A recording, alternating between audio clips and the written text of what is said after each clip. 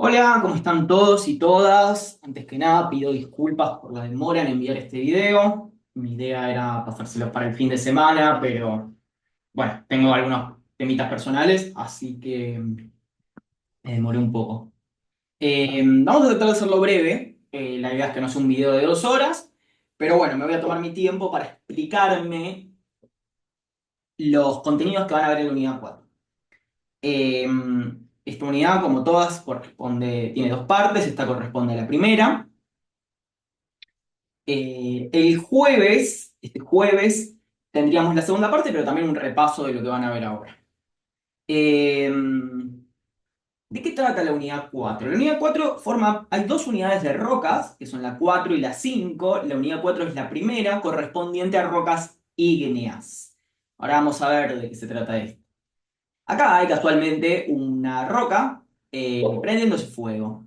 Esto es una caricatura que hice porque ígneas corresponde a la palabra, ahora no recuerdo exactamente cuál es la palabra, pero corresponde a la raíz, ígneo corresponde a fuego, son rocas de fuego. ¿Qué significa esto en realidad? Es que son rocas que están asociadas a un proceso de muchísimo calor, en donde su origen es un líquido fundido que se llama magma en la profundidad de la Tierra y lava en el exterior de la Tierra, pero es lo mismo, es roca derretida. Entonces, bien, cuando ese fluido se enfría, pasa a estado sólido, forma minerales y esos minerales en conjunto forman una roca. Bien, ¿qué es exactamente una roca? No voy a dar la definición de minerales, que ya la vimos en las clases anteriores. Asumo que la definición de minerales la tienen clarísima. Recuerda que son sólidos, cristalinas, de composición definida, de origen inorgánico y geológico. Bien, pero roca no tiene una descripción, una definición tan exacta. Podemos definirla como un conjunto de minerales, o sea, uno o más minerales. Pero incluso vamos a ver que hay rocas que tienen cero minerales. Y por ejemplo están compuestas de vidrio volcánico o mineraloides. Y también podemos saber que ese conjunto de minerales están relacionados entre sí a través del tiempo, el espacio y especialmente en cómo fueron formados. Después, una definición mucho más flexible y capaz tautológica es que las rocas son lo que compone la Tierra, principalmente. Toda la parte que no es líquida de la Tierra, la litósfera y el manto terrestre. Es discutible decir si el núcleo interno de la Tierra, que es sólido, es una roca. No importa si lo es o es. Lo importante es que básicamente las rocas son sólidos, compuestos generalmente por minerales, aunque también pueden tener otras cosas que no lo sean. ¿Qué cosas no son rocas? Por ejemplo, la materia orgánica en principio no es una roca. ¿Puede luego formar una roca la materia orgánica? Por supuesto. Vamos a ver ejemplos como por ejemplo el carbón, que proviene de materia orgánica. Los fragmentos de conchillas de algunos animales, como por ejemplo los bivalvos, los caracoles, luego forman rocas. Pero en principio la materia orgánica no es una roca. Los líquidos tampoco son roca. Por ejemplo, el agua, el fluido o el petróleo no son exactamente rocas, aunque pueden estar dentro de ellas. Y por supuesto, todo lo que es producido por el humano, como el vidrio, el acero, las cerámicas, el cemento, eh, a ver si se me ocurre más, el plástico también, cualquier cosa que esté producida por el hombre no es una roca. Por ejemplo, a veces se le dice piedra, es una palabra más vulgar que puede referirse, por ejemplo, a cosas sintéticas, ¿no? Por ejemplo, si yo agarro un fragmento de cemento todo duro de una construcción, en mi mano tengo una piedra, pero no es una roca.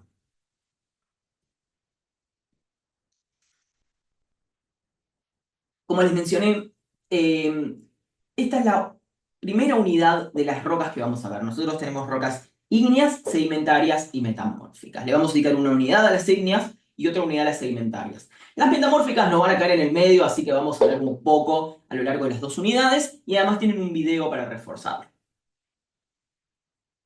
Bien, antes que nada voy a hablar un poquito de las tres rocas, después nos concentramos en las ígneas, ¿no? Pero las ígneas son las que les comentaba que estaban formadas por material fundido. Ese material fundido en estado líquido puede estar en profundidad y se llama magma. Ahí formar una roca que se van a llamar rocas plutónicas o intrusivas. Estos son sinónimos, no es que es una u otra. Y si el magma sale a la superficie, se lo llama lava y va a formar una roca extrusiva o volcánica. De vuelta, son sinónimos estas dos. ¿Cuál es la diferencia entre el magma y lava? La vamos a ver más adelante. Es principalmente lo mismo, nada más que el lava perdió gran parte de los gases y el líquido que tenía el magma. Perdón, los gases, más que nada, ¿no? Luego tenemos las rocas sedimentarias. Estas rocas están formadas en principio, porque hay varios tipos, por la destrucción de otras rocas y luego la consolidación de esos fragmentos que quedaron sueltos, luego de ser transportados y ser desgastados en todo un proceso que se llama ciclo sedimentario. Eso sería una de las rocas sedimentarias, que son las rocas clásticas. Luego hay unas rocas sedimentarias químicas, que están formadas por principalmente material disuelto en agua. Ese material disuelto en agua, por alguna u otra razón, puede empezar a precipitar, formar minerales, y ahí forma una roca sedimentaria química. Lo importante de las rocas sedimentarias es que, a diferencia de las ígneas, no están formadas por un fundido caliente, sino que están formadas a baja temperatura y en general en la superficie terrestre. Por último tenemos las metamórficas. Metamórficas viene de la palabra metamorfismo, que significa transformación. Básicamente son rocas sedimentarias o ígneas u otras metamórficas, no importa su origen, que han sido sujetas a cambios de presión y temperatura. Es decir, temperaturas muy elevadas o presiones muy elevadas, muy diferentes a las presiones y temperaturas en las que se formó la roca. Esa presión y esa temperatura puede hacer cambiar la composición de los minerales o la forma de los minerales.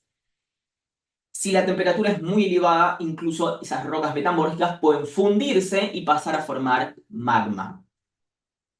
Pero antes de la fusión se habla de rocas metamórficas. Hay un montón y las vamos a ir viendo a lo largo de las dos unidades. Hay, por supuesto, más tipos de rocas, que las vamos a ver más adelante, como las rocas piroclásticas o hidrotermales, que dependiendo del punto de vista se puede clasificar en ígneas o sedimentarias. Voy a hablar de este señor, creo que se los mencioné alguna vez, este es James Hutton, un inglés que vivió en el siglo XVIII. Él es considerado por muchos el padre de la geología, al igual de lo que podríamos hablar de Darwin como el padre de las ciencias evolutivas, o Newton como uno de los grandes fundadores de la física moderna. James Hutton propuso en 1788 su libro llamado La teoría de la Tierra, en donde él menciona un proceso muy interesante que hoy es sabido, que es el ciclo de las rocas. Aquí tienen el ciclo de las rocas tal como lo describió James Hutton. Luego vamos a ver que es un poco más complejo, pero él dijo, bien, evidentemente la Tierra forma rocas relacionadas a algún proceso de calor, como puede ser los volcanes. Esas rocas ascienden, se desgastan en un proceso que se llama erosión, terminan en el mar, porque esto él lo podía ver en superficie. Él sabía que existían los volcanes, sabía que existían rocas que se formaban por lava, sabía que las rocas se desgastaban y terminaban siendo, por ejemplo, guijarros o granos de arena, y que esos granos de arena terminaban en el mar. Luego él dijo, ok, esos fragmentos luego se depositan en capas y hay un proceso de litificación. Litificación significa volver rocas, es decir, convertir en rocas, que las convierte en rocas sedimentarias. Él lo podía ver, por ejemplo, en los acantilados de Inglaterra, donde había grandes capas, llamadas estratos, formadas por rocas sedimentarias. Luego dijo que a partir del calor eso ascendía y luego volvía a ser desgastado para ser transportado al mar, era depositado en capas y este ciclo se repetía. Tal es así que él firma en su libro que no encontramos ningún vestigio de un comienzo ni perspectiva de un fin, referido a este ciclo.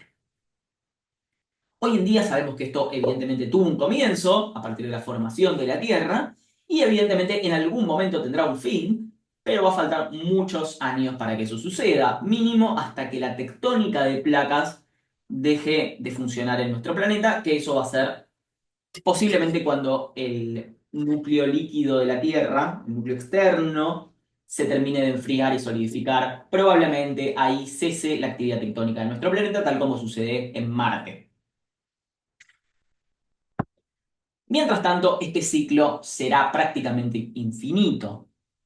Ahora bien, pasamos de este esquema, que era el que propuso Jim Hatton, a un esquema mucho más moderno con el conocimiento de la tectónica de placas. Recuerden que esto fue planteado en 1788 y la tectónica de placas maduró entre los 70 y los años 80 del siglo XX. Entonces, bien, eh, déjenme chequear si esto está grabando. Bien. Entonces, acá tenemos el ciclo. Estas dos imágenes son prácticamente iguales. Una está como en 3D y la otra está en 2D, pero me sirven las dos. Veamos la de la izquierda. Podemos decir que el ciclo de las rocas tiene dos ciclos. Uno exógeno, por fuera de la superficie de la Tierra, y uno endógeno, por dentro de la superficie de la Tierra. Está marcado en naranja. El endógeno, básicamente, da igual en dónde lo comencemos, porque recuerdan que es un ciclo, comienza con la fusión de la roca, por ejemplo, de la corteza terrestre en esta zona de subducción. Recuerden cuando se metía una placa tectónica por debajo de otra, en este caso una placa continental. Ese magma asciende a la superficie y puede ser que en el medio se enfríe y forme una roca ígnea plutónica o salga a la superficie en forma de erupciones volcánicas. En ese caso va a formar una roca ígnea volcánica o extrusiva. Son estos dos grupos de rocas ígneas.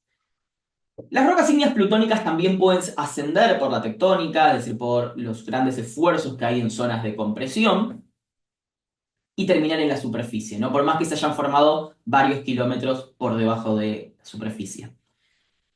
Ya sea cual sea el caso, las rocas una vez expuestas en superficie van a estar sujetas al ciclo exógeno, que implican el desgaste de las rocas, la conversión en sedimentos cada vez más pequeños, y luego esos sedimentos se depositan en un lugar que llamamos cuenca, en un lugar donde los sedimentos dejan de moverse, y se forman rocas sedimentarias. Esas rocas sedimentarias pueden ser sujetas al ciclo exógeno, volver a ser desgastadas, convertidas en sedimento y luego litificadas nuevamente, pero también puede pasar que, por ejemplo, en zonas de subducción, vuelvan a la corteza terrestre y se conviertan primero en rocas metamórficas, pero luego pueden fundirse y formar rocas, primero magma y luego rocas ígneas, de tal forma que en esta parte el ciclo se uniría. La siguiente imagen es lo mismo, tiene un poquito más de texto, pero es prácticamente igual, por si les sirve verlo más en 3D.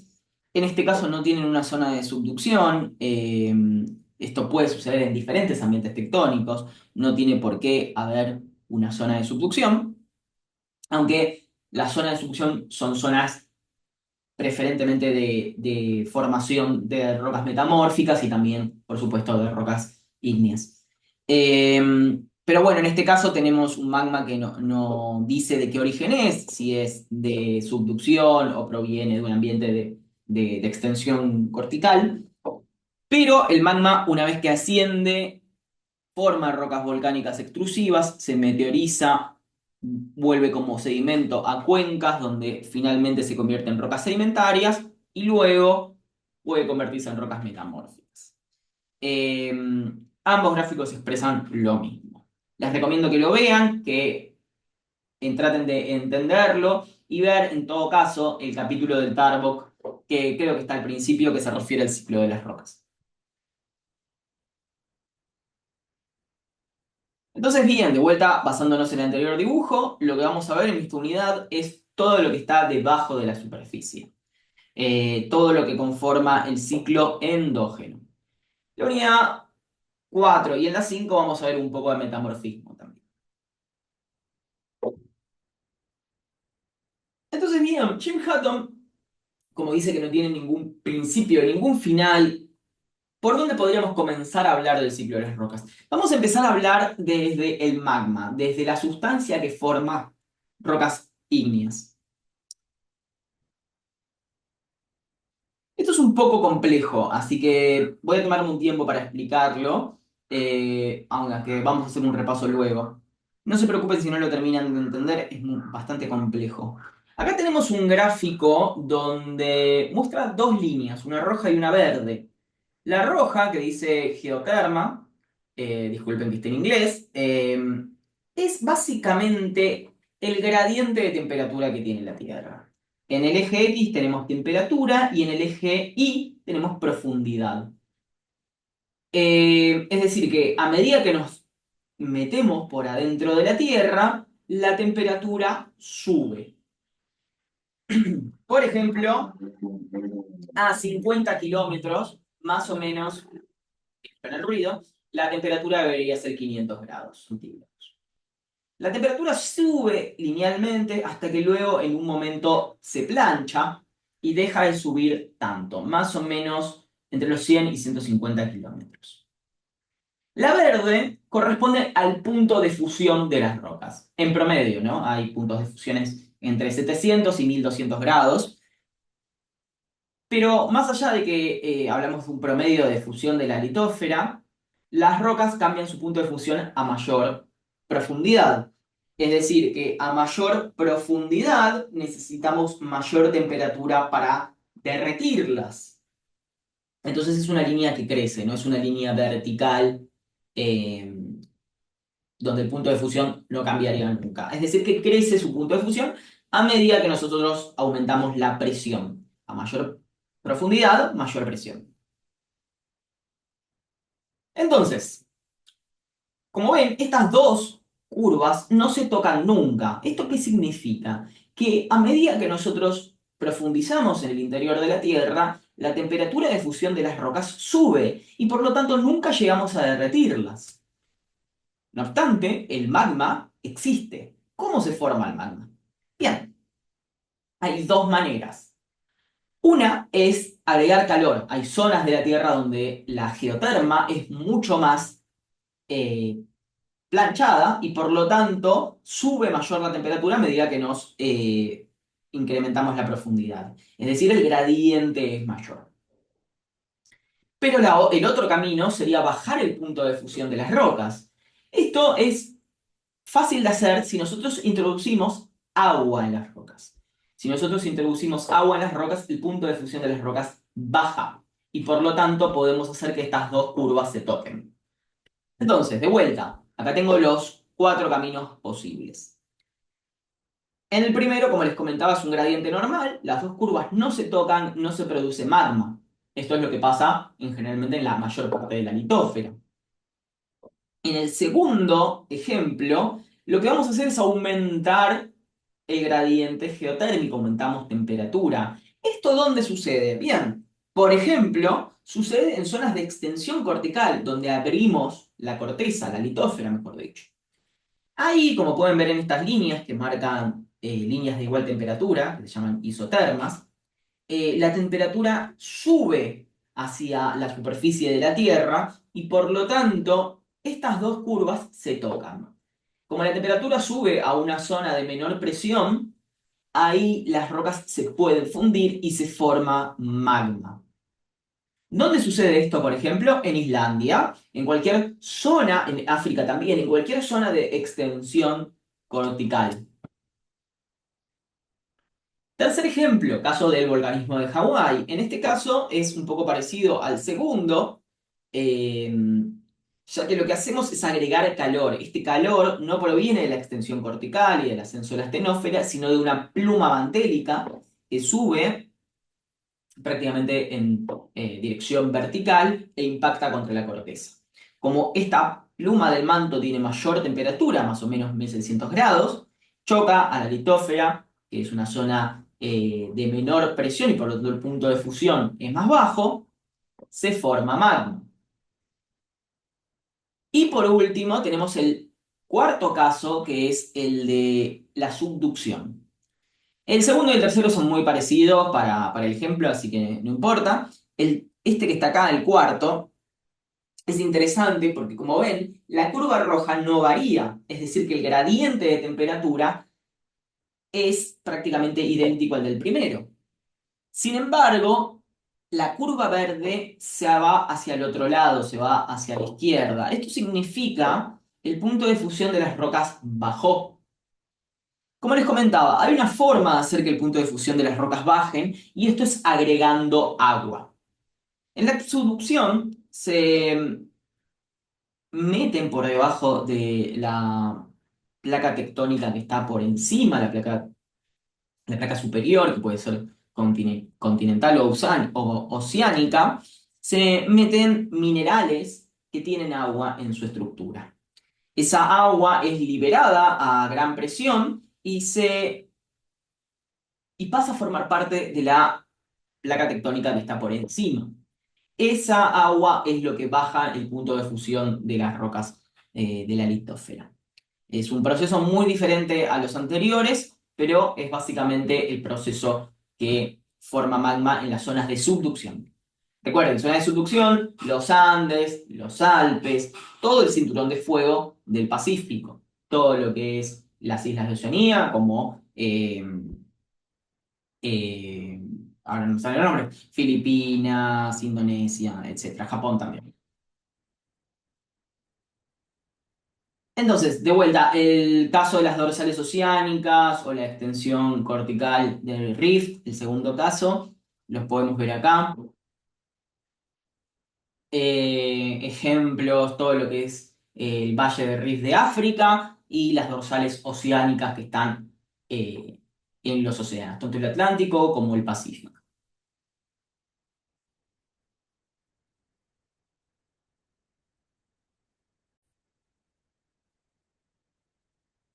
Subducción, el último caso, es básicamente el caso de las cordilleras que tenemos, ¿no? Tanto los Andes como los Alpes. Nuevamente, esto se produce no por un aumento de la temperatura, sino por un descenso del punto de fusión de las rocas.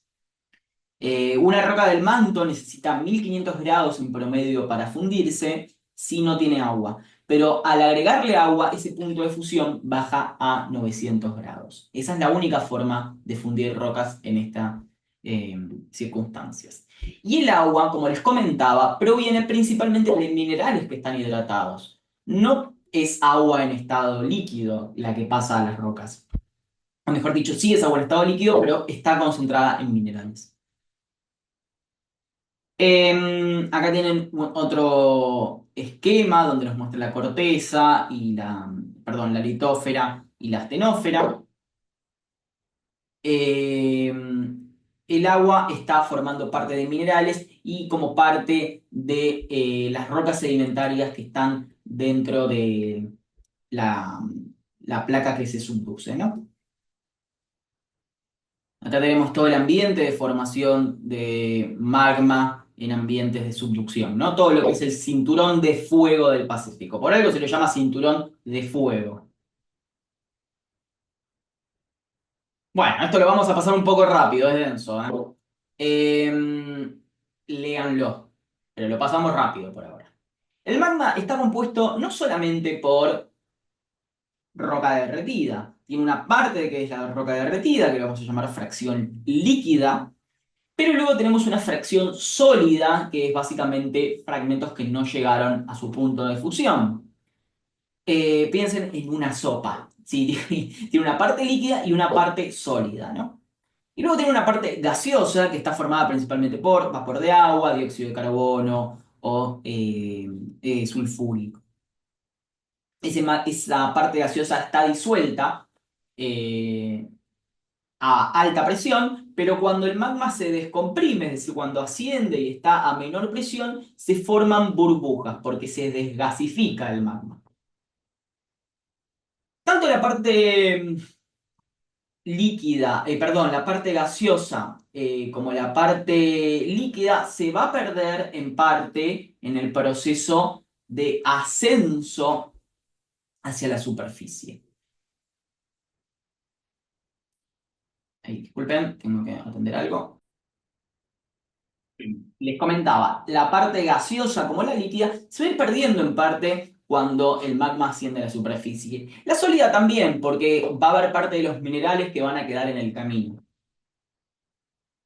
Entonces, a medida que el magma asciende hacia la superficie, va asimilando parte del contenido de las rocas que tiene a su alrededor, ya que es un material caliente que va ascendiendo y por lo tanto funde parte de la corteza a su alrededor, pero también va perdiendo parte de su fracción sólida, su fracción líquida, ya sea en forma de agua o en forma de gases. Eh, la composición del magma va a variar, no todo el magma es igual, no es lo mismo un magma que proviene de una fuente del manto, no es lo mismo un magma que se forma en un ambiente de extensión cortical o uno que se forma por fusión en una zona de subducción. Hay varios factores que cambian la composición del magma, por ejemplo, la cantidad de sílice, es decir, la cantidad de silicio-oxígeno. Recuerden que esta es la fórmula prácticamente del cuarzo, pero es la fórmula de la sílice también, que es básicamente la forma más pura de silicatos. A mayor contenido en sílice, se habla de rocas ácidas. Esta acidez no tiene nada que ver con el pH, con la acidez del pH, que hablamos de pHs ácidos y básicos. Esta es una acidez que tiene que ver con el contenido de sílice. Se llaman igual, pero tienen que ver con otras cosas. Las rocas que tienen más del 65% de sílice se habla de rocas ácidas. Las rocas que tienen entre el 52 y el 45% de sílice, rocas básicas. En el medio se habla de rocas intermedias. Luego están las rocas ultrabásicas, que son las que tienen menos del 45% de sílice y están principalmente en el manto. Em, También hay otra definición, porque la van a escuchar o leer en algunos libros, que habla de rocas félsicas y rocas máficas. Podemos decir que las rocas félsicas son las dos primeras y las rocas máficas son estas dos. Em, Félsicas y máficos se refiere a la composición mineral. Máficos viene de magnesio y hierro y son justamente rocas que tienen más contenido en magnesio y hierro. Las rocas félsicas responden más a un contenido de feldespato, son minerales de silicio y aluminio. Sé que son muchos nombres, puede variar, disculpen por esto, pero bueno. Hay un tema en lo que es la viscosidad de las rocas. Piensen de que si son rocas con más contenido en sílice, van a ser rocas más viscosas. ¿Qué significa más viscosas? Van a ser rocas, perdón, rocas no, magma, que es más difícil de mover. Bien, ¿qué dice este gráfico? Es complejo, es una tablita arriba y abajo tenemos unas flechas. Hay varias cosas que cambian, que definen un magma. Por ejemplo, el contenido de sílice. Vamos a hablar de las rocas bajas en sílice, de las básicas. Eh, Tienen bastante hierro, bastante magnesio, calcio, menos potasio, menos sodio. Su punto de fusión es alto, es decir, que necesitamos mayor temperatura para mantenerlas líquidas. A partir de los 1000 grados se vuelven rocas. Es decir, que son rocas, son magmas que pueden cristalizar aún a baja profundidad, porque la temperatura a bajas profundidades es mayor. Su viscosidad, es decir, su resistencia al movimiento es baja, se comporta más parecida al agua. El agua es poco viscosa, el magma es muy viscoso, para que lo tengan así la regla. Bueno, los magmas básicos, los pobres en sílice, son poco viscosos. Se mueven más fácil, llegan a la superficie más rápido. Además, su contenido en gases es bajo. Perdón, los magmas ácidos, también conocidos como magmas riolíticos, acá tenemos muchos sinónimos, entiendo que pueden ser muy complejo esta unidad al principio. Los magmas ácidos, es decir, los que tienen entre 65 y 75% de sílice, son bajos en hierro y magnesio, a diferencia de las básicas, pero son más altas en potasio sólido. Su punto de fusión es más bajo, es decir, que van a ascender más y van a cristalizar a temperaturas entre los 650 y 800 grados. Su viscosidad es muy alta. Piensen que a mayor sílice, mayor es la viscosidad. El mayor contenido de sílice hace que las lavas, las magmas, se muevan más lento. La viscosidad en las rocas, la tengo que decirle rocas al magma. La viscosidad en las magmas ácidos es alta. Son magmas que cuesta que se muevan, que llegan muy lento a la superficie y muchas veces no llegan. Y su porcentaje de gases es alto. Habiendo dicho esto, veamos un poco las flechas. Las flechas a mayor contenido de sílice, mayor viscosidad, mayor contenido de gases, pero menor es el punto de fusión. A menor contenido de sílice, menor es la viscosidad, menor es el contenido de gases, pero mayor es la temperatura del magma. De vuelta, repasen un poco estos gráficos, sé que pueden ser un poco complejos al principio. A medida que se enfría el magma, vamos a empezar un proceso de nucleación, es decir, un proceso en el cual se empiezan a formar los primeros núcleos de cristales. Estos núcleos de cristales va a depender mucho de la rapidez de enfriamiento del magma. Tenemos una etapa que es nucleación y luego otra de crecimiento de esos cristales. Es decir, a partir que hay núcleos de cristales, luego esos núcleos van a ir creciendo, formando cristales aún más grandes. Este proceso de crecimiento depende de qué tan rápido sea el enfriamiento. Vamos a tener enfriamientos que son muy rápidos, muy repentinos, o enfriamientos que son lentos. En profundidad, el enfriamiento es lento, porque la temperatura baja poco. Si el enfriamiento es lento, hay pocos núcleos, se van a formar pocos núcleos, pero la etapa de crecimiento va a ser más larga. Por lo tanto, esos núcleos van a tener más tiempo para crecer y se van a formar cristales de gran tamaño.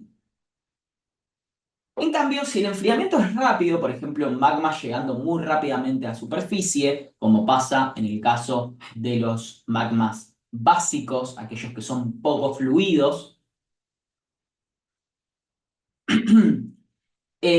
si esos magmas son muy fluidos, llegan a la superficie muy rápido y se enfrían muy rápido porque el contraste con la superficie, ya sea la superficie de la atmósfera o capas intermedias de acuíferos que le producen un gran contraste de temperatura al magma, va a producir muchos núcleos. Rápidamente se van a formar muchos núcleos en el magma. Pero la etapa de cristalización, de crecimiento, va a ser más lenta. Por lo tanto, esos núcleos que se forman van a tener menos tiempo para crecer y se van a formar cristales pequeños.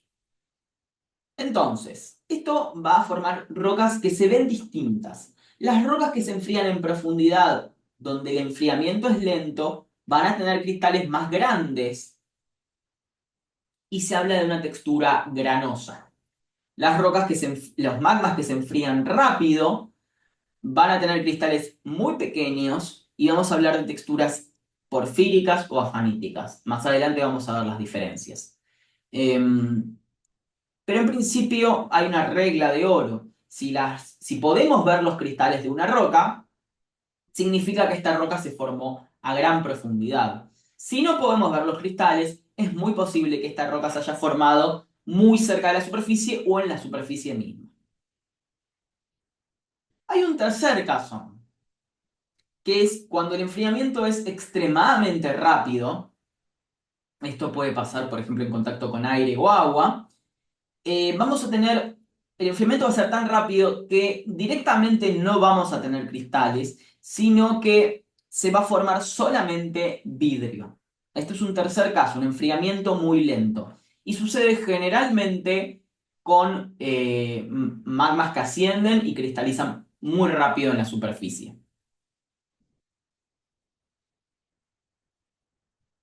Luego vamos a seguir hablando de cómo se ven las rocas. Primero vamos a seguir hablando de cómo evoluciona el magma. El magma tiene, en principio, un enriquecimiento que puede ser por asimilación de las rocas que están rodeando el magma, pero además va a cambiar su composición a medida que asciende porque hay minerales que cristalizan a puntos de fusión más altos. Es decir, si vos tenés un magma que está a 1200, a 1300 grados, por decir algo, ¿no?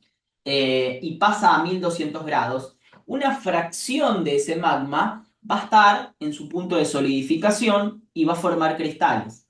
Esos cristales pueden irse hacia abajo, hacia el fondo de donde está el magma. A todo esto no hablé de dónde está alojado el magma, pero en principio piensen en grandes cavidades que se llaman cámaras magmáticas.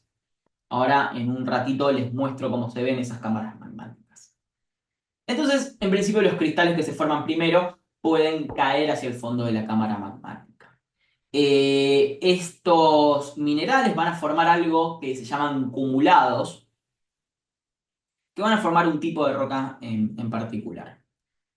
Otras veces esos cristales viajan con el magma y forman parte de la fracción sólida del magma. Es decir, esos cristales ascienden.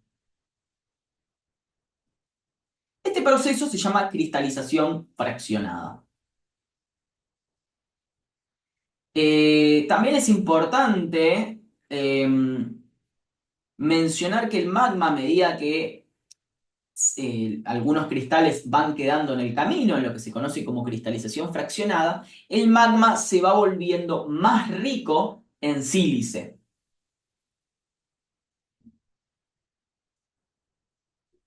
La cristalización fraccionada tiene un proceso que se llama serie de Bowen. La serie de Bowen es una serie de cristalización, de decir qué minerales aparecen primero y cuáles después, eh, que descubrió, creo que era un geofísico llamado Bowen. Ahora lo chequeamos, de hecho, que tengo para hacer pausa. Lo tenía que chequear porque todos los cuatrimestres me pasa que la serie Bowen, no sé si es en honor a Bowen y que descubrió otra persona o definitivamente fue Bowen. Pero sí, lo que hizo Bowen fue básicamente poner a derretir rocas, básicamente con material de fundición, con crisoles, con hornos de fundición, y ver qué cristales aparecían primero, qué minerales aparecían primero. Él observó que el primer mineral en aparecer era la olivina, este mineral verde que compone principalmente el manto terrestre. Luego aparecía el piroxeno, es unos minerales más oscuros, más alargaditos que la olivina, y los anfíboles, que también son muy parecidos a los piroxenos en aspecto. Aparecen los piroxenos, luego los anfíboles, y alrededor de los 600 grados aparece la biotita, el cuarzo, la muscovita y la ortoclasa u ortosa, que también me van a escuchar a mí mencionarlos como feldespatos potásicos, porque en realidad son un montón de minerales los que aparecen acá. Por otro lado, hay otra serie que llamó serie continua, porque en realidad va cristalizando todo el tiempo, pero lo que va cambiando es su concentración en calcio y en sodio, que es el mineral plagioclasa. Todos estos minerales son silicatos, en primer lugar, son todos minerales con silicio. Pero los primeros son más ricos en hierro y magnesio y en calcio, y los últimos, los que cristalizan a baja temperatura, son más ricos en aluminio, en potasio y en sodio. Por lo tanto, podemos hablar de composiciones máficas, intermedias y félsicas. De vuelta, estas van a ser más ricas en silicio, en aluminio y en sodio, mientras que de mayor temperatura van a ser ricas en magnesio, hierro y calcio. Sin embargo, no dejan de tener sílice. Todos estos minerales son silicatos. Entonces, bien, mientras el magma evoluciona, es decir, desde que pasa de la cámara magmática hacia su superficie, se va volviendo más rico en sílice porque primero va a cristalizar el olivino, el piroxeno, el anfíbol y finalmente van a quedar magmas que pueden formar cuarzo, muscovita y feldespatos potásicos. Vamos a ver estos gráficos. Me van a odiar en esta unidad por la cantidad de gráficos que tiene, pero bueno, es parte del aprendizaje. Estos gráficos son un poco parecidos a estos que hice acá con flechas. Lo único que tiene acá son un gráfico con distintos colores que representa los minerales que se van a ir formando. Si quieren ir por temperatura, vamos a empezar desde la derecha hacia la izquierda, es decir, empecemos en esta parte de acá que habla de rocas, a ver si tengo el láser, bueno, en esta parte de acá que habla de las rocas ultramáficas, estas rocas de mayor temperatura que están en el manto. Estas rocas están formadas principalmente por olivino, piroxeno y un poco de plagioclasa rica en calcio. Son de baja sílice y su temperatura de cristalización es alta. A medida que el magma sube, se va a ir formando rocas de composición máfica primera, que ya empieza a tener un mayor contenido de piroxeno y plagioclasa, no, finalmente no. Antes de pasar a las rocas félsicas, vamos a pasar a las intermedias o andesíticas, que son muy ricas en plagioclasa y en anfíbolo. Aunque ya empieza a aparecer algo de cuarzo, que es este mineral más común en magmas félsicos. Es decir, a baja temperatura tenemos un enriquecimiento en sílice y los minerales que van a aparecer son el cuarzo, el feldespato potásico y las micas, primero como biotita y luego como muscovita. Si no lo recuerdan la clase de mineralogía, la biotita es la mica negra y la muscovita es la mica transparente. Bien, ¿qué significa esto? ¿Que todo magma comienza acá y se va convirtiendo en esto? No, la realidad es mucho más compleja. Hay magmas que nunca completan su evolución y cristalizan, es decir, se convierten en rocas directamente acá o acá o acá. Eh, Esto va a variar mucho dependiendo del ambiente tectónico en el que nos encontremos, ¿no? Acá tienen la serie de Bowen en forma de fotitos, porque quería mostrarle cómo se ven estos minerales. Este que ven acá es el mineral olivina, el primero que se forma de la serie de Bowen, es un mineral generalmente de color verde, aunque también encontramos de color marrón o negro. Luego los piroxenos, generalmente de color verde. Los anfíboles, que son difíciles de distinguir de los piroxenos para el ojo no entrenado. Y las micas, por supuesto la biotita y la muscovita, que tenemos acá. Y finalmente el cuarzo y el feldespato potásico. Fíjense cómo cambian los colores. De acá y acá tenemos colores oscuros y acá colores claros. Es una gran forma de distinguir las rocas. Las rocas de color bien oscuro van a ser rocas generalmente ricas en los minerales básicos, en los minerales olivina, piroxeno. Las rocas de color claro van a estar formadas por cuarzo y feldespato potásico. Obviamente me estoy restringiendo a rocas ígneas, ¿no? No extendamos este criterio a rocas sedimentarias o metamórficas. Esto lo vamos a pasar por arriba porque es medio complejo. Vamos a hablar un poquito de en dónde está alojado el magma. El magma se aloja en cámaras magmáticas, que son grandes reservorios de magma, grandes espacios formados por magma. Estos espacios se formaron básicamente por el desplazamiento de otras rocas y por la fusión de otras rocas.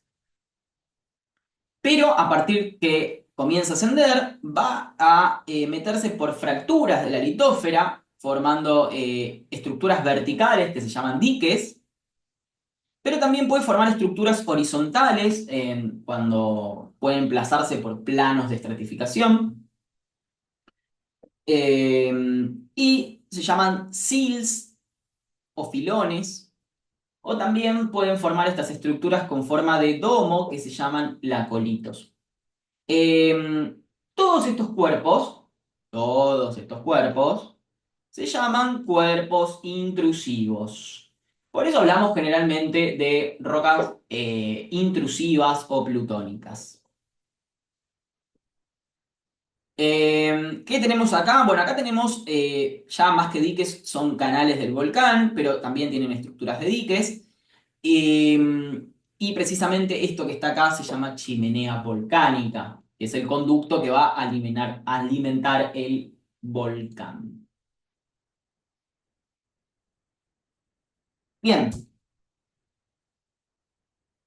hablando de otro tipo de rocas, que son las rocas metamórficas, hay un montón de rocas metamórficas, pero quería mencionar las rocas de metamorfismo térmico, que es un grupo de las rocas metamórficas. Estas rocas metamórficas se forman alrededor de la cámara magmática, en esta zona, que es como una aureola.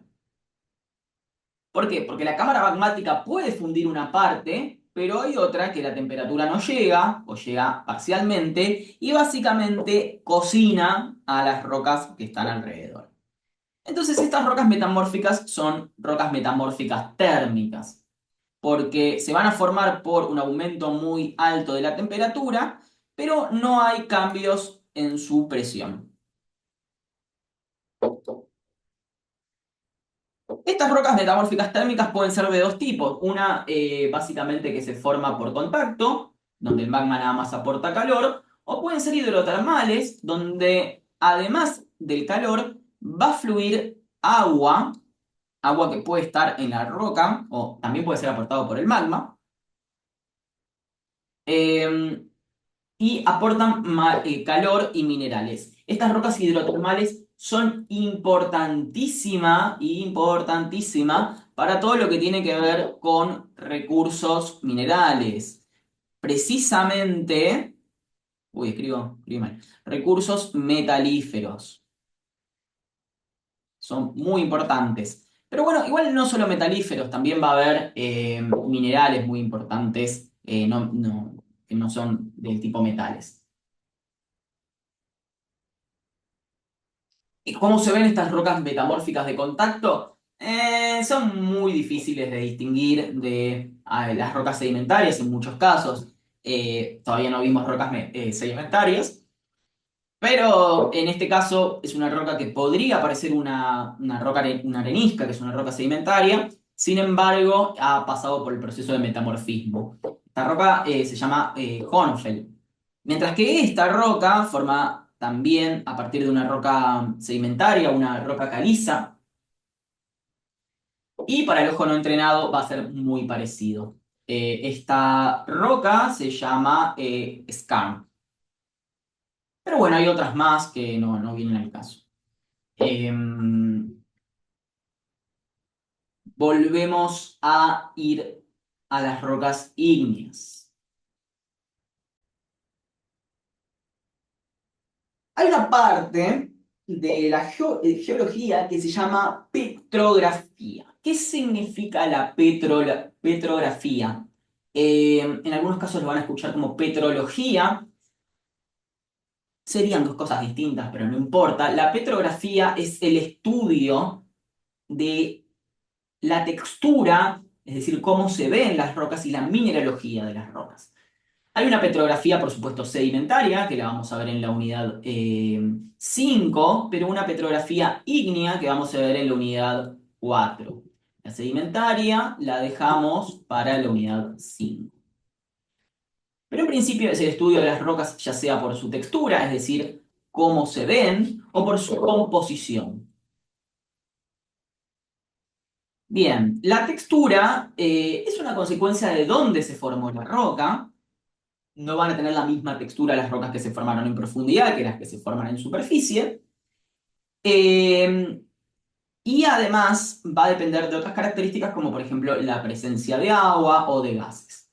La composición, como mencionábamos antes, va a depender del enriquecimiento del magma y su evolución a lo largo del tiempo.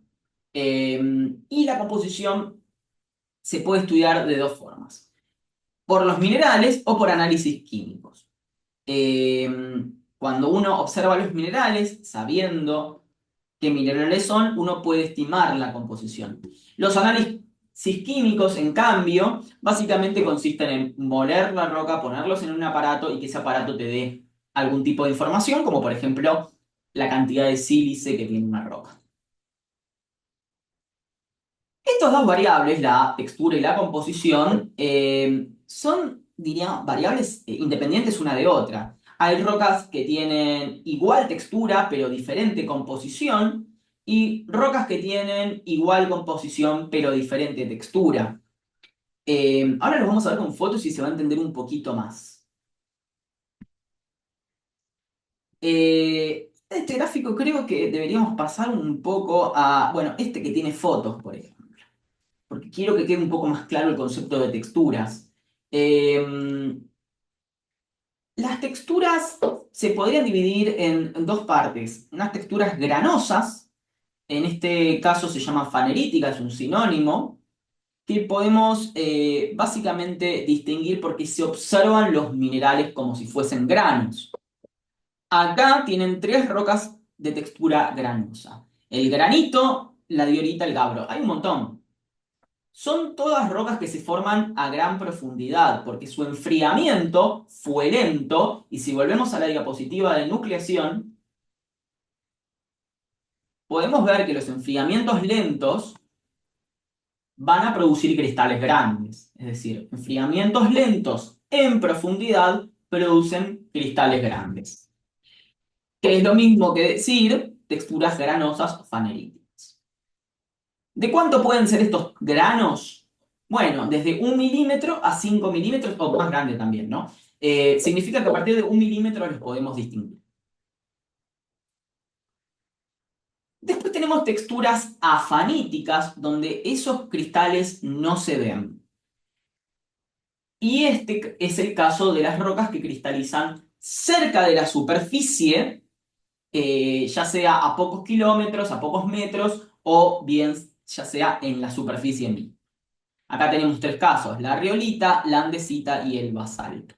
Lo bueno de esta imagen es que tiene en las columnas iguales composiciones y en las filas diferentes composiciones. Es decir, la composición de esta fila tiene una composición igual, entonces el granito y la riolita son básicamente de composiciones iguales, y en este caso la diorita y la andesita también son de composiciones iguales y el gabbro y el basalto son de composiciones iguales. Lo que cambian esas rocas es la textura. Estas rocas de acá corresponden a la textura afanítica, mientras estas a la textura granosa o fanerítica.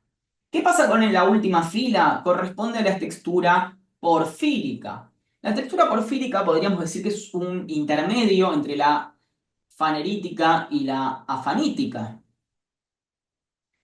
Eh, Podemos ver una pasta, me olvidé de mencionar esto, que en la textura afanítica se habla de pasta. ¿Qué significa esto? Que no distinguimos ningún cristal. Entonces decimos que tiene básicamente una pasta. Entonces, en el caso de la textura porfírica hablamos de una pasta y fenocristales. Los fenocristales básicamente se distinguen, pero están rodeados de algo que no podemos distinguir. Bien. También otro sinónimo de pasta es matriz. Son dos sinónimos que se utilizan en petrografía.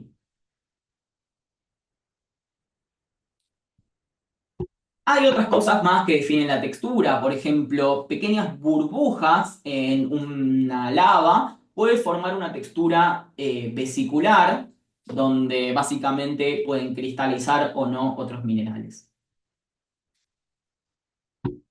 Eh, Podemos tener texturas pegmatíticas, que básicamente son como las texturas granosas, pero de gran tamaño de grano. Y después hay un montón más, pero son más bien excepcionales, o una variación de estas texturas. Ahora sí, si vamos a este gráfico, vamos a ver un montón de nombres, particularmente con nombres de rocas. Entonces, Acá tenemos una roca típica de la corteza terrestre, que es el granito, que básicamente es una roca de grano grueso, que podemos ver los cristales, pero su composición puede darnos una roca muy parecida, que es la riolita, cuya diferencia del granito es que no vemos los cristales.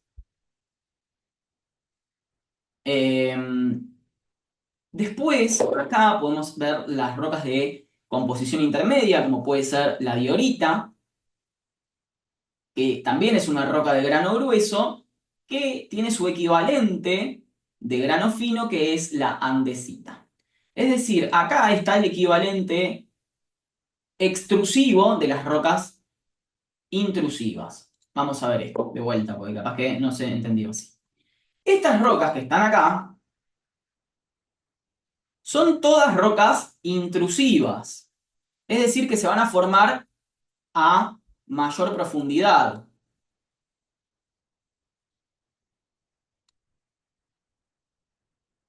Y todas estas que están acá van a ser rocas extrusivas. Recuerden que estos son sinónimos para hablar de rocas plutónicas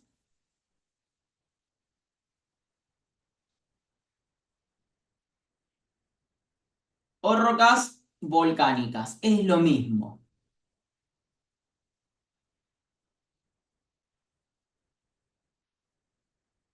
Después, como les mencionaba, también tienen un montón de texturas adicionales, como puede ser la textura porfírica o vitrio, pero no viene en el caso, ¿no?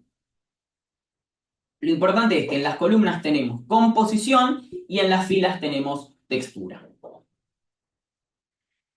Y lo que podemos ver acá, que es muy interesante, es el color de las rocas. Las rocas básicas, que son pobres en sílice y tienen minerales como la olivina, el anfibio y los piroxenos, van a ser más oscuras, y las rocas graníticas o félsicas, que van a ser más ricas en cuarzo, feldespato, van a ser de color más claro.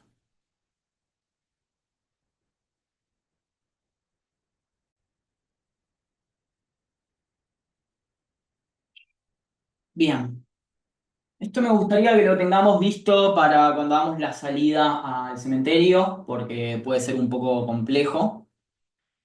Es una buena forma, en realidad no es una buena forma, es la única forma de clasificar rocas, ya sean plutónicas o volcánicas. Las rocas se clasifican por tres minerales: por el cuarzo, el feldespato potásico, que está puesto acá como una A, y las plagioclasas. Vamos a poner feldespato. Cuando ven escrito feldespato con una K, así acá, es porque hablo de feldespatos potásicos. Plagioclasas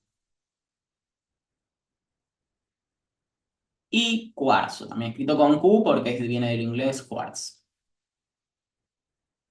Bien, estos tres elementos, perdón, minerales, se utilizan para clasificar. Hay uno más que no lo vamos a ver, así que nada más pensemos en el QAP. Vamos a ver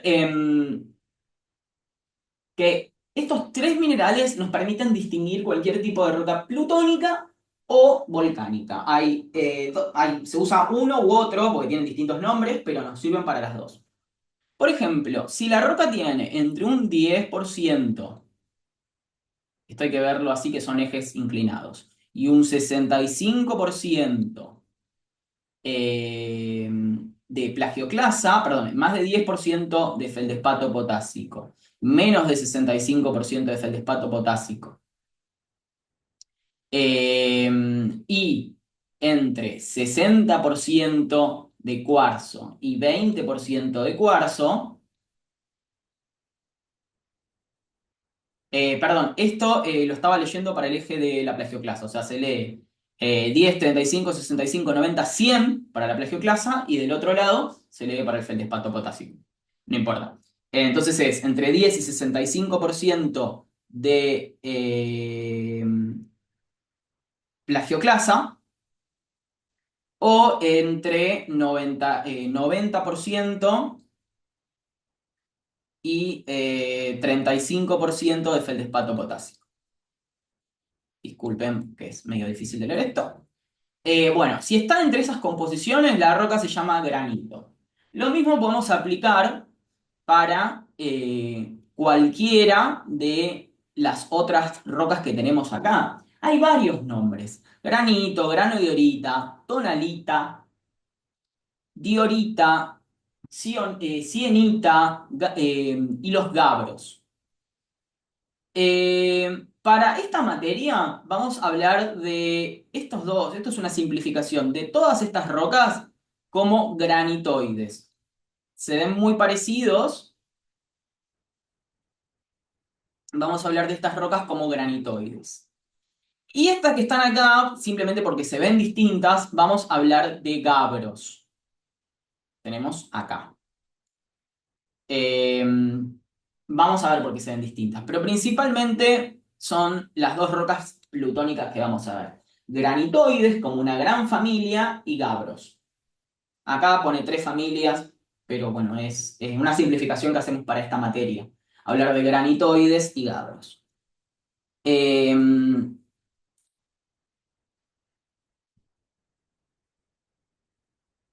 Esto no lo vamos a ver, que es la F. Entonces vamos a ver dentro de los granitoides qué hay. Cuando yo digo granito, me refiero a un tipo de granitoide en particular, que es el más común, que se ve así. Ambos son granitos, hay varios, pueden verse de diferentes formas, pero en principio tenemos un mineral de color claro, que va a ser el feldespato potásico, que lo tenemos acá. Le vamos a poner el FK. Un mineral blanco y tabular, que son las plagioclasas, las vamos a ver acá.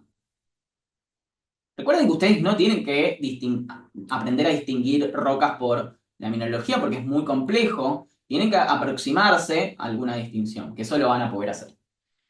Y después tenemos en algunas otras partes el cuarzo. Lo podemos ver en material gris, que es muy difícil de ver acá en la foto. Lo voy a marcar en algunas partes donde lo distingo, pero en principio está por todos lados. Después tenemos minerales oscuros que no forman parte de la clasificación, como la biotita, los piroxenos, la turmalina y otras cosas. Principalmente el mineral oscuro probablemente sea biotita, ¿no? La mica negra.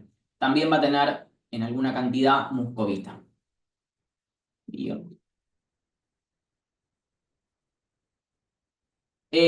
Ahora bien, en el caso de la izquierda es un poco más complicado de distinguir porque es todo gris, pero probablemente esto sea el feldespato potásico, que lo podemos ver acá. Nada más que el feldespato potásico puede ser gris, rosa, rojo. Bueno, y después las plagioclasas que podemos ver acá, acá, acá. En principio estas dos rocas tendrían una composición muy parecida, pero cambia el color del feldespato potásico.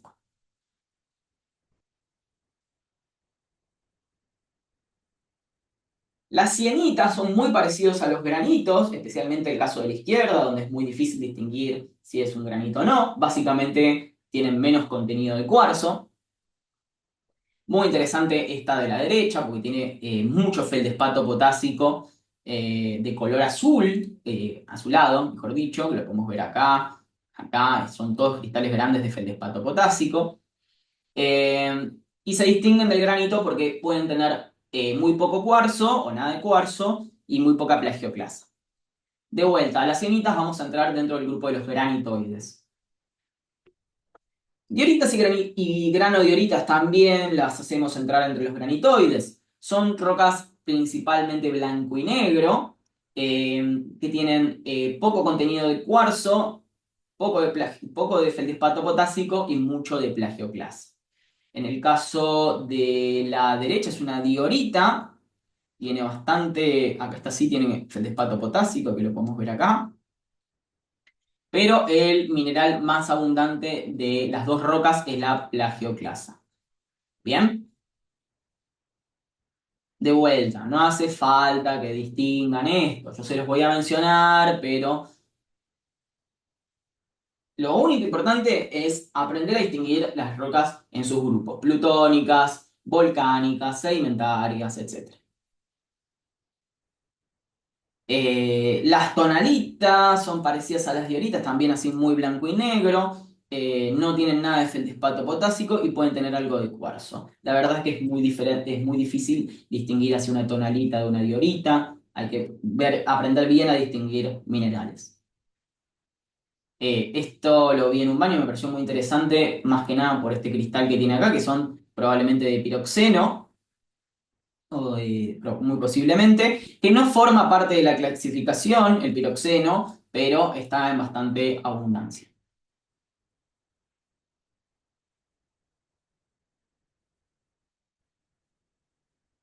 De todas formas, distinguir rocas a ojo desnudo, incluso para un ojo entrenado, es difícil y generalmente se requiere el uso de un microscopio. Bueno, estas son rocas del manto, no son muy abundantes en la corteza, que son las peridotitas, y su clasificación no depende del triángulo que vimos, del QAP, sino que utiliza otro triángulo que analiza el porcentaje de olivina y piroxeno. Son rocas verdosas, con nada, muy poco de cuarzo o nada de cuarzo, donde su mineral principal es la olivina y el piroxeno. Los gabros sí van a ser clasificados con el QAP, y son muy ricos en plagioclasa y otros minerales que no forman parte de su clasificación. Acá la estrella es la plagioclasa, pero a diferencia de las dioritas, estos minerales son mucho, estas rocas son mucho más ricas en piroxeno, biotita y olivina. Y son siempre rocas oscuras. Pueden ser así un poco más blanco y negro, pero generalmente son rocas de color oscuro. Estas las vamos a pasar porque son rocas más raras. Y yo creo que por acá vamos a dejar la clase de hoy. Luego lo vemos el jueves que tenemos sincrónico. Y me parece bien que veamos hasta acá para luego la clase que viene ver todo lo que es volcanismo y rocas volcánicas.